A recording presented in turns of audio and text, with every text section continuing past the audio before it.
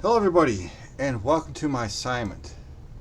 Today's presentation is for MS587 Assignment 4.1, designing a book and book review database using SQL, also known as SQL. Okay, let's get right into it. So, I have 5 different tasks that I have to do for this assignment. I got to design a database schema, which is the term we use for making one of these things. That includes tables for books, authors, reviews, and users. Okay. I have to create these tables and put the necessary and appropriate data types and constraints into them. Then we have to populate these tables with information.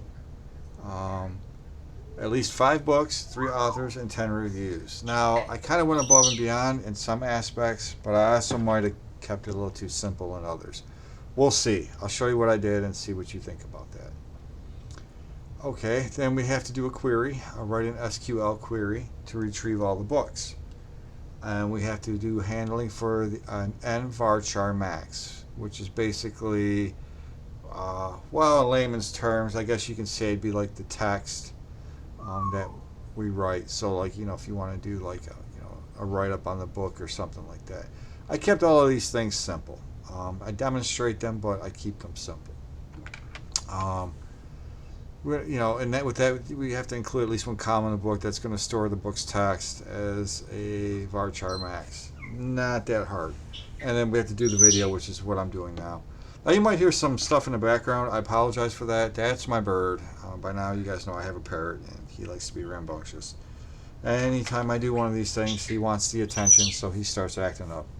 So, anyway, just letting you know, and moving on from there. So, first thing, database schema, books, authors, reviews, and users. I do have that. Here they are. Books, authors, reviews, and users. Now we also have to populate that and put the proper constraints. So I do that too. Books have 4 columns: an ID, a title, a summary, and a content. Data types we have on the right hand side. As you can see here, I do have 2 n varchar maxes, one for the summary, one for the content.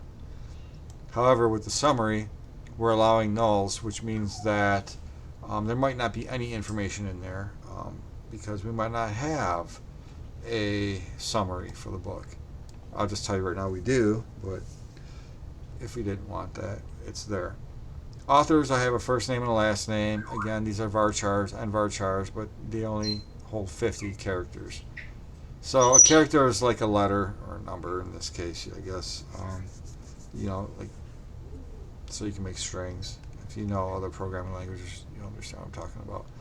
Anyway, reviews. I have a date and review info. Now here's the thing with this. So with the review info, I didn't know if you really wanted like this huge write-up, like a mock review about all of these books, like a fake review. To be honest with you, I just put, was it a good review or a bad review? If you want me to, I can go ahead and do all of these fake reviews for you, but I don't deem them very necessary. So I kind of want to keep it short and sweet. But I will if you want me to, no problem. Username, first name, and last name. So, we keep it simple. Now, moving on. So that was the table creation. Data insertion. Insert sample data into the tables, including 5 books, 3 authors, and 10 reviews. Okay, I do that. So here's, pardon me about that. Sorry about that. So how I did this is basically, let's go to the books. Here's the table for it. If you go to edit top 200 rows, you'll be able to insert some stuff in here. And this is how you can add information easily. So, sorry about that. There we go. So as you can see, I have 4 columns. Book ID, which has 5 numbers in it, representing the book IDs. The title of the book, right here, on down. The book summary, we have a summary in here. of all the books, and then the content. We have a story, all the story stuff in here.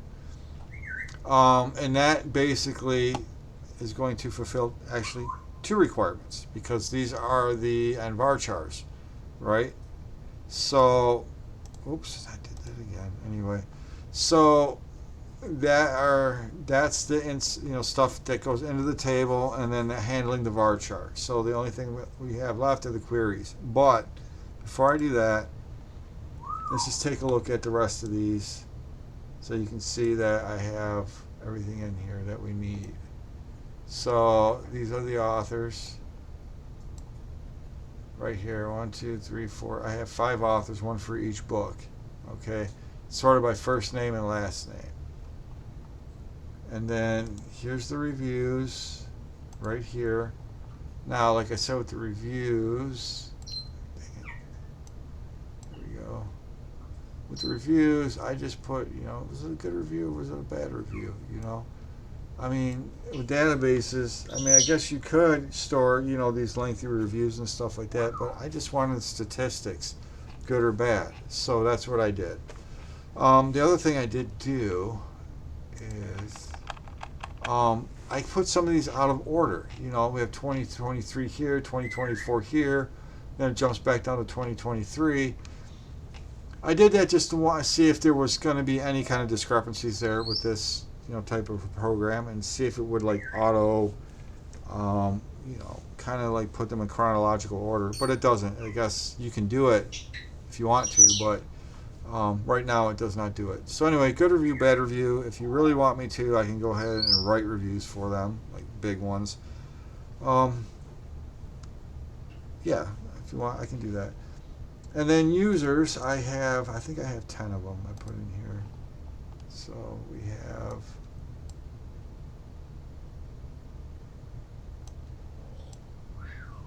separated by first name and last name. So yeah, we have all of these in here. Now you see down here where it says null. Basically, that's where you can enter more information, and then if you hit enter, it'll add it to the database. But I kind of think that this works. This is just a hunch. It's not fact yet, but I'll do some more research and find out exactly how this works. But I think this is going to work like maybe iterating through a maybe like an array or something like that. Where how it kind of checks in C or C++ is it goes through the array and then it finds null, which is like a terminating character, and says, okay, we reached the end, and that's how it knows the end. Maybe that's what that's for. I don't know. It just kind of caught my eye, and I thought so. But moving on, I will find out, though. That's just a question I have. So do a query to retrieve all the books. So we'll check this out. This is kind of easy. So we go to books here, and one way to do it is to select the top 1,000 rows, and that will do the query for you in this. So this basically gives you all the information, the ID, the titles, the summaries, the content, and lists it all out here on the bottom. So to do a query, basically for this, here is the code for it, basically right here up at the top. So you would select, and then you would have what you want to select, the top 1,000 book IDs, titles, summaries, and content from the Lantern Library database with the table of books. Now, just to show you I know what I'm talking about, we basically can do something like this. Instead of saying select top 1,000, we can do the splat key or the asterisk, and that would be for selecting all, but we're not going to do that here with that. What we are going to do is modify this, because in this it says that it just wants to retrieve all the books. Well, let's just say that the books are, the book titles for this one. So what we can do here is we can omit stuff. Let's take out book ID, get rid of that comma, and make sure the stuff is there. So now we're basically just telling it to select the book titles from the top 1,000. Now, I mean, like I said, we can also change this to be like, everything, but we'll just execute it. Now you'll see on the bottom here that it's going to change. Boom. Now all we need is the book. All we get now is the book title. So that's how that works. And it kind of works like, it almost reminds me of like a function in C, C++. You have, the information in the middle here. It's the scope basically, and then you're saying we're going to select something from this database and this table, and this is what I want to receive right here. This is what I want to select out of this many, and that's how that works. It's simple. So you can do selects, you can do inserts, you can do deletes this way, you can do all kinds of stuff. But this is a query. As you can see here at the bottom, it says query executed successfully. But if you wanted to hand code it, that's how you would do it. Okay, hopefully that gives you everything. Let's take a look here. Yeah, so that's everything. Short and sweet today. I do have to get busy. I want to do assignment 5 and get that done today, and maybe assignment 6, and I'll be all caught up. So wish me luck. And if you like what I see here, if you like what you see here, I'm sorry, it's been a long day, and you think I did a good job.